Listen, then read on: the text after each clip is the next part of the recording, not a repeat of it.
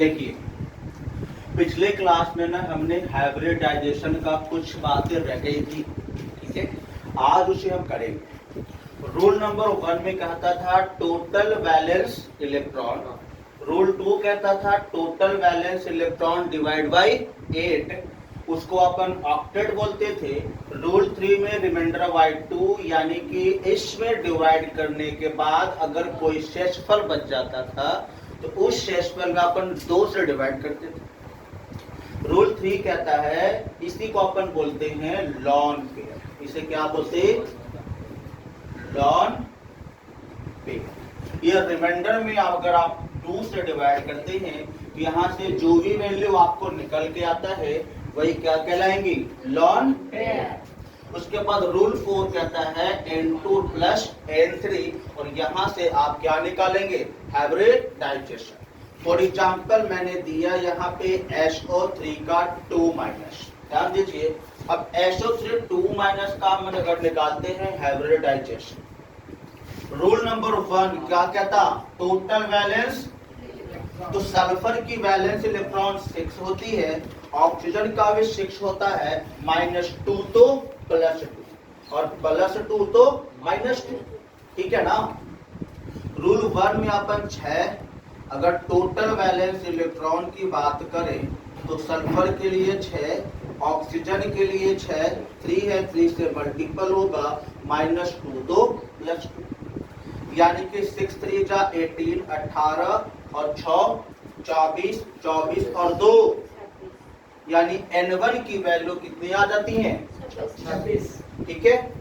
N2 कहता है total valence electron divide by 8, यानी कि total valence electron divide by 8। तो टोटल वैलेंस इलेक्ट्रॉन 26/8 से डिवाइड करेंगे तो 8 3 जा 24, 8 3 24, ये आपका 3 क्या आ गया? ऑक्टेट। 24, शेषफल कितना बच रहा है? तो 2। भाई 8 3 24, 26 यहाँ पे है तो शेष कितना बचेंगे? 2। अब यहाँ पे रूल 3 कहता है रिमाइंडर बाई 2, यानी कि शेषफल बाई 2। रिमाइंडर आपका 2 है और 2 में 2 से आप डिवाइड करेंगे तो वैल्यू कितना आएगा? 1।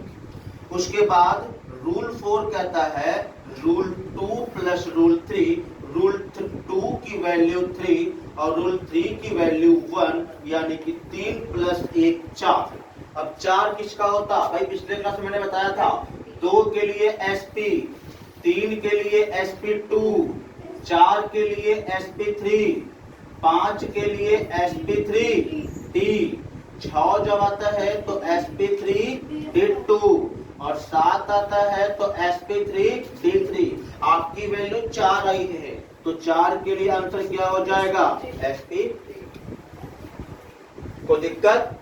आगे देखिए, अगर कहता है कि ये था आपका विदाउट हाइड्रोजन कंटेनिंग कंपाउंड।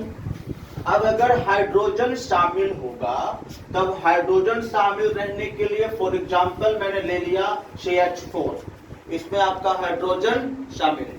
तो जब हाइड्रोजन शामिल रहता है तो ऑल रूल्स आर सेम, आपका सारा रूल सेम होगा, only for total valence electron में 8 से जो आप डिवाइड करते थे वो डिवाइड आपको 2 से करना पड़ेगा। फॉर एग्जांपल अगर मैं रूल 1 की बात करूं तो टोटल वैलेंस इलेक्ट्रॉन, कार्बन की वैलेंस इलेक्ट्रॉन 4 होती है, हाइड्रोजन की 1 होती है, तो 4 और प्लस 1 गुना 4, 4 और प्लस 4, वैल्यू कितना आ जाएंगे? 8। आप इस 8 में आप 2 से डिवाइड करेंगे, यहाँ पे स्टाफ करता है total valence electron divide by 2, तो वैल्यू आपका 4 आता है। और 4 किसकी होती? sp। अगला अगर मान लिया जाए मैंने NH4 लिया, NH3 लेता, ठीक, NH3, तो नाइट्रोजन की वैलेंस इलेक्ट्रॉन कितनी होती? 5। वैलेंस इलेक्ट्रॉन अगर कोई दिक्कत है तो फिर से एक बार देख लीजिए, 1s2 2s2 2p3। Valence electron last के सबसेल में जो इलेक्ट्रॉन प्रेजेंट होती वही तुम्हारा वैलेंस इलेक्ट्रॉन कहलाता। तो लास्ट में कितना? 3 और 2, यानी नाइट्रोजन की वैलेंस इलेक्ट्रॉन 5 होगी। तो अगर मैं नाइट्रोजन का टोटल वैलेंस इलेक्ट्रॉन की गणना करूं तो नाइट्रोजन के लिए 5 और प्लस हाइड्रोजन के लिए 3 होती है, तो 5 और प्लस 3 वैल्यू आपका 8 आएगा, और इस 8 में आप 2 से डिवाइड करेंगे। इसके होता है जब आप 2 से डिवाइड करते हैं तो फिर से आपकी वैल्यू 4 आती है, और 4 किसका होता Hd। एक और रूल कहता है अगर डायरेक्टली कार्बन से कोई जुड़ा हो तो कार्बन से जुड़े रहने पे नो पाई बॉन्ड, अगर कोई भी पाई बॉन्ड नहीं आती है तो सीधा आंसर आप उसे sp3 दे सकते हैं। 1 pi bond sp2, 2 pi bond sp। मैंने अभी सीधा सा एग्जांपल दिया CH4 ये वाला। तो कार्बन में कार्बन, अब देखिए पाई बॉन्ड क्या होता है। तो अगर कभी कार्बन कार्बन के बीच में सिंगल बॉन्ड है तो उसमें केवल सिग्मा बॉन्ड होते हैं, और अगर कार्बन कार्बन के बीच में डबल बॉन्ड होता है तो इसमें 1 सिग्मा बॉन्ड और 1 पाई बॉन्ड होता है। तो सिग्मा बॉन्ड की यहाँ पे मैंने कोई भी बातें नहीं की है, केवल मैंने बात किया है तो पाई बॉन्ड।